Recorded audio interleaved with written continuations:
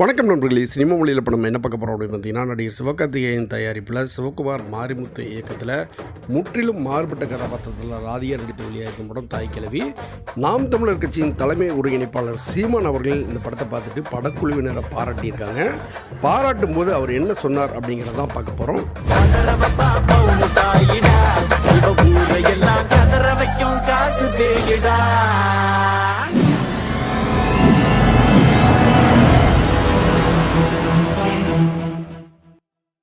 தம்பி சிவகார்த்திகேயன் அவர்கள் தயாரித்து தம்பி சிவகுமார் முருகேசன் இயக்கி இருக்கிற அந்த தாய் கிழவி படம் பார்க்குற வாய்ப்பு கிடைச்சது. இன்னைக்கு பார்த்தேன். ஒரு பெருமை என்னன்னா, என் தம்பி சிவா தயாரிச்ச படம் எல்லாமே கனால இருந்து கொட்டுக்காலில இருந்து இந்த தாய் கிழவி எல்லாமே மற்றவங்க எடுக்க தயங்குகிற படம், நம்பிக்கை விட்டுகிற படம், நல்ல கருத்துக்களை தாங்கி வருகிற படமா இருக்கிறது. ரொம்ப சிறப்பு. அதுல எவ்வளவு பாராட்டினாலும் தகும். தாய் கிழவி அறிமுகம் ஒரு 2 அடுக்கு, 2 ரீலுங்கிறோம், 2 அடுக்குலயே அப்படியே உரைய வச்சிருது திரையரங்கில். அதுக்கப்புறம் அவர் எடுத்துக்கிட்டு போன சின்ன சின்ன நகைச்சுவை நகர்வுகள், அருமையான உரையாடல். அதுல என்ன, அந்த கதாபாத்திரங்கள் அவர் தேர்வு பண்ணது எல்லாமே புதுசு. ரொம்ப முக்கியமான சில நடிகர்கள் மட்டும்தான் நமக்கு தெரிந்தவர்கள். மீதி எல்லாம் அந்தந்த மண்ணில் இருக்கிற ஆட்களை எடுத்து அவர்களை திறம்பட நடிக்க வச்சிருக்காரு. கடைசியில் அந்த நாற்காலியில் இருந்து ராதிகா அவர்கள் பேசுற இதெல்லாம் உரையாடெல்லாம் இவ எழுதி எடுத்திருக்காங்கன்னா யாரும் நம்ப மாட்டாங்க. அவ்வளவு கவனமா அவர் படத்தை பதிவு செய்யறார். இந்த இளம் வயதிலிங்கும் போது வியக்காம இருக்க முடியல என்னால. அப்படி முதல் படத்துல இவ்வளவு வேலை செஞ்சிருக்காங்கடா. அப்படி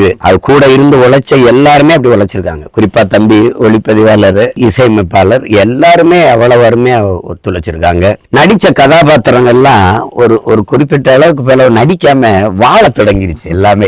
இல்ல, அந்த கதாபாத்திரம் அம்மா ராதிகா அவர்களை சுத்தி தான் பின்னப்பட்டிருக்கு. அப்படின்னாலும் மற்ற கதாபாத்திரங்களுக்கும் முக்கியத்துவம் கொடுத்தாது. குறிப்பா இவங்க இதெல்லாம் ரொம்ப தனித்துவம் இருக்கு. ஒரு பெண்ணுக்கு என்ன வேணும், ஒரு நிமிர்வு அப்படின்னு. அது எல்லாத்தையும் ஒரே படத்துல ஒரு சின்ன பையன் எழுதி கொண்டு வந்துட்டாங்கிறது வலிந்து திணிக்காம அப்படி சரிவா அப்படியே செதுக்கிட்டான். நான்லாம் ஒரு இடைவேளைக்கு மேல என்ன இது, எனக்கு சிவாதான் ஞாபகத்து வந்துட்டு இருக்காப்ல, இந்த பையன் இவ்வளவு வேலையை செஞ்சுட்டானே அப்படின்னு. அதை இந்த கதை சரியா வரும்னு தேர்வு பண்ணி எடுத்த என் தம்பி சிவகார்த்திகேயனுக்கு எவ்வளவு பாராட்டினாலும் தகும். அதனால ஒரு நிறைந்த செறிந்த ஆகச்சிறந்த ஒரு படைப்பு இந்த ஆண்டில் தாய் கிழவி. இது மாதிரி படங்கள் வருவது ரொம்ப அரிது. அதனால தமிழ் சமூக அன்பு சொந்தங்கள் எல்லாரும் இதை திரையில பார்த்து கொண்டாடணும். இப்படி பார்த்தாலும் இது பால்மேந்திரா படம், இது பாரதி ராஜா படம்னா சிவகுமார் முருகேசன்ங்கிற பேரை மாத்திட்டு அது போட்டா நம்பிடுவாங்க. அந்த அளவுக்கு தரமான படத்தை தம்பி எடுத்திருக்கா. அவனுக்கு எவ்வளவு பாராட்டினாலும் தகும்.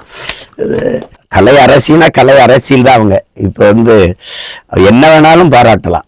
அந்த அளவுக்கு அவங்களுடைய நடிப்புலாம் அசாத்தியம். அந்த உடல் மொழி, அந்த உரையாடல், உச்சரிப்பு.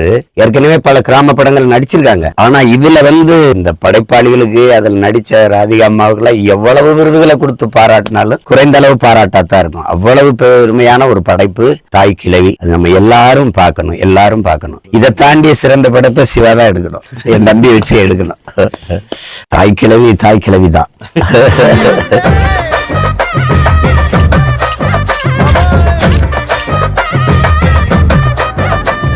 என்னங்க, சீமான் சொன்னதை கேட்டிங்களா?